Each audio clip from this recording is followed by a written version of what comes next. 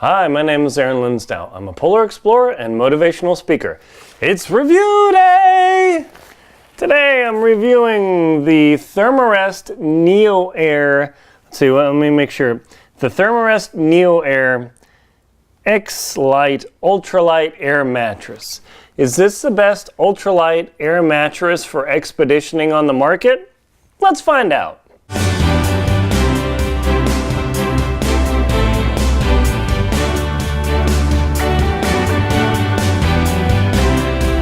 Is the Therm-a-Rest NeoAir X-Lite Expedition Ultralight Mattress the best air mattress on the market? I personally think so. Now, obviously, that is a mouthful. X-Lite, all this, yeah. So when you look at air mattresses for what you want to do in your expeditions and your trekking and your backpacking, what do you choose? I mean, what do you base your choices on? Do you base it on user recommendations, reviews like this, what people say, your friend, what your dog told you, whatever? It's really hard to decide because there are so many options on the market now. Therm-a-Rest is, I would say, the granddaddy, if you will, of air type sleeping pads. My dad had one when we were camping in Boy Scouts in the 80s, and he had the foam self-inflating sort of guys, and they actually worked pretty well. After a while, the foam does die, so the self-inflation thing doesn't work, and then you got to air it up anyway. So that is a potential issue. Just looking at, hey, I want the self-inflation and all that. You got to really consider, is that worth the extra weight of carrying the foam day in, day out on your trek, on your backpack, on your expedition? I say no, simply because that foam doesn't get you any particular advantage, and being, I would say, lazy about having to inflate this thing isn't worth the pain of hauling that extra weight the whole time, because you don't really get any particular value out of it. And like, oh, what about the warmth rating? Not at all. In fact, that's why I'm reviewing this X-Lite, the Therm-a-Rest NeoAir X-Lite. This is the very expensive version of the NeoAir. I've got the NeoAir. I'll do another video about it. It's a link below. The lightest air mattress on the market is the NeoAir Short. It's I think 11 ounces. I'll show you how much this one weighs. But why am I talking about this as an expedition mat? Well, this design has little extra baffles inside that make it as though there was like down in here. Now, there's no down in this air mattress, but this works incredibly well. I have used this air mattress to, I think, minus 30, minus 35 degrees, and it has worked incredibly well. I have married it with the Z-Rest when I know I'm going to be in conditions that cold for a couple of reasons. One of them is nylon. Once it gets to about minus 20, nylon has a problem which is called cold soaking, where when you touch nylon directly on your skin or on your body or whatever at about minus 20, it starts feeling like you're touching aluminum and steel. It just sucks the heat right out of you. So that is an issue with the fabric, but the actual design of this particular mattress, check out the link below, they'll show you the cool cross section, is it actually retains heat very well. And that is a problem with a traditional air mattress in cool to cold locations in mountains, and especially on the snow. You will freeze your keister bing bing off, because it is, I would say, impossible for you to warm up a big old air mattress just with your body warmth alone. You'll sit there and freeze, and it'll feel like your sleeping bag's wet or something. So that's why I use this particular mattress. It's got the little baffles inside, so it keeps you warmer, keeps me warmer, and it's really cold, I put the Z-Rest on top. So let me show you how this works and why you might consider it. When you first buy this, it comes in a nice old box and everything, and that box is long since gone. I don't care about it. But this comes with, let's see if I can get it back in the bag here, This comes with a carrying bag, which you're going to want because one of the weaknesses, of course, is air mattresses can be punctured. I have damaged my NeoAir twice, wriggling around at night. That is a huge thing, is whatever you do when you're using an air mattress at night, you want to move it around. Do not wriggle it around with your body weight on there, because I promise you, at 2 a.m. you'll wriggle it around, there'll be a stick you missed, and you'll be sleeping on the cold, hard ground at 2 a.m. Believe me, I speak from experience, because in this book I talk about some of these wild experiences. Adventure Expedition 1, Dr. Terry Williams and I wrote this about how to do your first expedition, have a good time, raise the funds for it, and come back alive. And I talk about that in there. So believe me, I speak from experience. I've been doing this a lot. So this is what the NeoAir compresses down to, the X-Lite. And it has two different aspects to it. One is the actual air pad. We'll pull that out there and it rolls out. But two is the inflation bag. Now, unfortunately, I wish they could have figured out how to make the inflation bag the stuff sack, but that just didn't work out that way. Also, by the way, I carry my sleepwear, my earplugs, my eye mask, but most importantly, my repair kit right in the stuff sack, like the little gummies that you use, or the stickums or the slimies for repairing a bike tube. You gotta have these, trust me. And so you put this in here, and the key of this, especially this particular air mattress, is you under no circumstances want to, because like, oh yeah, it's hot air, like yeah, you're full of hot air, but when you exhale, you're exhaling a lot of moisture. And if you fill this up with your moist breath, two things will happen. One, you'll get crazy lightheaded because you're up in the mountains or on snow, and two, that exhalation of that moist air gets in here, and then what happens to moist air when it's laying on an ice cube at minus 40 degrees? That's right, you fill up this bag with ice. And once that happens, I wouldn't say it's impossible to get out, but pretty darn close. You can let this air out in a warm room and put it in the sun, and maybe. So what Therm-a-Rest does is they give you this huge, crazy airbag to fill this thing up. Now my experience has been, and I know it seems insane, my experience has been it takes about 20 or so bag puffs to fill this air mattress up. So I'm going to do that for you just to show what it's like. And you can see the little barcode and my name on there, all that sort of thing. Also, I recommend putting your name on all of your expedition gear, because when your junk gets piled in with other people's junk, I say junk lightly, you're not going to remember who's who. You want to bring your stuff, because the lady next to you or the guy next to you that didn't check their equipment and theirs fails, and then you end up, I wouldn't say in a fight, but in a disagreement, whose is whose. Yeah, it kind of stinks. So you don't want to be there. What I'm going to do is I'm going to show you how to fill this up. So I'm going to show you how the valve works first. This valve, it's tight here. It loosens up, and then it floats. It does not come off, which is really, really nice.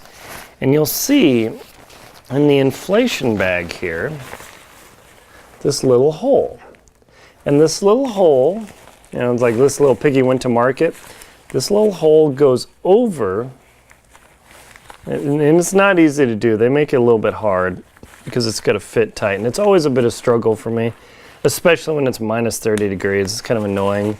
Usually I just click it right over the valve, and then I can close the valve and kind of duke it out a little bit. And so what you literally do is you want to throw this mattress out. You don't want to have to inflate it when it's already kind of squished, because you're doing extra work that is unnecessary. But what I do when I get in my tent as soon as I can is I open this up, and I open up the valve, and I let it just, from the tiny baffles in here, it actually airs up ever so slightly, and that saves me a couple puffs of extra effort. And that's the thing on expeditions and trekking. All the effort saved is everything to you. So anything you can do to save yourself some energy is huge. So what I'm going to do is I'm going to show you how I do this. And it seems kind of awkward and silly, but it does work. you just fluff this bag up, you squeeze it, and then, all right, and we're going to have to do this like 20 times. So I might, if I remember, hopefully speed it up. Now I wish the nylon was a little bit stiffer on this bag because it would actually make it inflate more efficiently. But of course it's not. So that's the only drawback I see on this particular inflation system. And I try and get as much of puff out of the bag, and you could kind of fill it up there, squeeze it. And of course, you know, I gotta time this thing to see how long this takes. Start my watch. I've already started a little late. We'll do that later. Now, is this terribly efficient? No. Are you tempted to blow it up? Yes. But do your lungs have 15 liters of air? No. Plus, again, why would you want to put your moist air and your stinky expedition breath into your sleeping pad? You don't. So the key is to hold this closed, so as you push it in, you just fold it over. And don't spend a heck of a lot of time getting the bag perfect. Just get it open, close it. I've tried to spend a lot of time getting the volume of the bag fully open. It just doesn't work. You just get it close and you keep going. Now, this is one thing about air mattresses. You don't want them completely inflated where they're rock hard, simply because you will fall off of them at night and it's really irritating, especially if you're a side sleeper. Okay, how are we doing? Oh yeah, usually once I fill it up and I hear that valve pushing a little bit of air out, there we go. So now what I'm gonna do is I'm gonna close up the valve. This is the awkward part, is I get in there, close it, close it, close it, go, go, go, go. And I just close it up and there we go. So now I lock that down and I just gently pry this off. And there you go. Now this is too inflated for me. Because even though it's nice and stiff, I found at night that when I'm laying on this pad, with my whole body on there, it's actually too stiff. So I'm going to open and let a little air out. Here, let me put the microphone up there so you can hear it. Sorry for the garbled sound. Ready?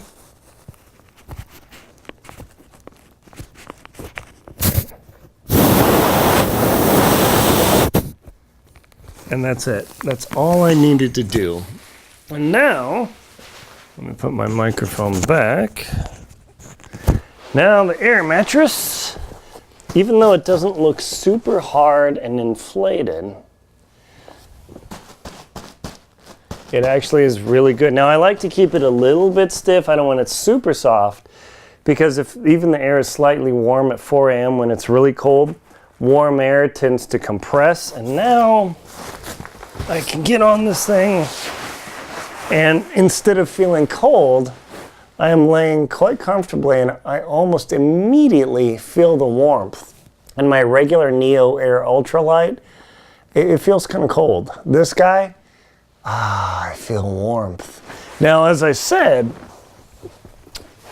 the extreme cold conditions require me to put this on here. Now, will it slip off? Will it be annoying? Yeah, it just will. But if you need a secondary source of warmth to keep you off that cold nylon, also as a good backup if you're 20 days out and somewhere and you irreparably puncture the NeoAir, you're going to need something. So in a serious expedition, I always bring my Z-Rest as a backup. And now I lay on it. It's a bit of a fight. As you can see, it wrinkles up. Kind of drives me nuts. I can strap it down. And now I've got the comfort way beyond the Z-Rest. Plus I've got myself off the cold nylon and I will have a very warm, comfortable night. Now, with the mattress inflated this much, it's still too stiff for me, so I will let more air out. There we go. And now, well, whether I'm wriggling around in my sleeping bag and fighting with it and laying like this with my, with my pillow here, it's a total winner. So there you go. That is the Therm-a-Rest NeoAir X Lite from, it's the NeoAir X Lite from Therm-a-Rest. I can't highly recommend it enough. It is super good. It's like, oh, it's my baby. Yeah, that's right. So this thing is solid. By the way, full disclosure, I don't receive money from Therm-a-Rest for these reviews. I'm just doing this on my own volition so that you might have an honest review of a product that I've used. The downsides, the inflation thing kind of stinks. The valve, I've never had it fail. It's actually a really good valve system. My other NeoAir, I've punctured 2 holes in it because I didn't follow my rules of not wriggling around at night. I only use this on snow locations, so generally I should never have a puncture issue. How well does this fit a sleeping bag? Now this is a full-length pad, and I'm going to put my Expedition bag on there, and I will put the top of the Expedition bag at the top and down at the bottom, and it fits perfectly. So you can see there, let's see if I can see there the length. That way I don't have to move the camera, and pretty much covers it. So it's good size, fits almost exactly, just a little bit short. I don't want to have to carry more weight than I have to, so fits pretty well. So, my name is Aaron Linsdau. I'm a polar explorer and motivational speaker. Please like and comment on the video. Scroll to the bottom, let me know how I'm doing, and also give me some ideas for videos for things for you on your trekking expedition, backpacking, travel, inspiration, whatever, I can do it. Also, please support my channel on Venmo and PayPal, and then support it also by hitting that subscribe button. By hitting that subscribe button, I build up subscribers, and it makes it easier for me to bring you videos like this. Thank you very much for watching.